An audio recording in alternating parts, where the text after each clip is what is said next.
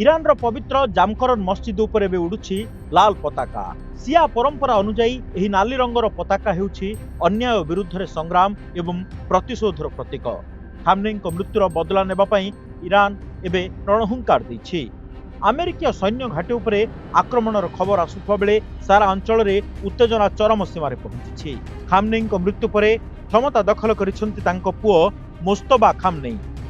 1969 जन्मित मुस्तबा परदा पछर रणनीतिकार भाव जनाशुना।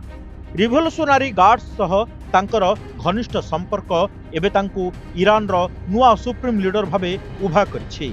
अन्यपटे सरकार 40 दिनिया राष्ट्रीय शोक घोषणा करिसंती। राष्ट्रपति मासूद पेजेस्कियान स्पष्ट करिसंती जे ईरान पछघुंचा देबो नाही। शत्रु पक्षर प्रतिटी आक्रमणर जवाब दिया जिवो। तेहरान समेत समस्त गुरुत्वपूर्ण सहर को एबे हाई अलर्ट रे रखा जायछि। संवेदनशील सरकारी प्रतिष्ठान बाहर सुरक्षा बल मुतयन होइछंती। तेबे बड़ प्रश्न हेउछि एही लाल पताका कोन एक बड़ धरणर युद्धर सूचना देउछि कि?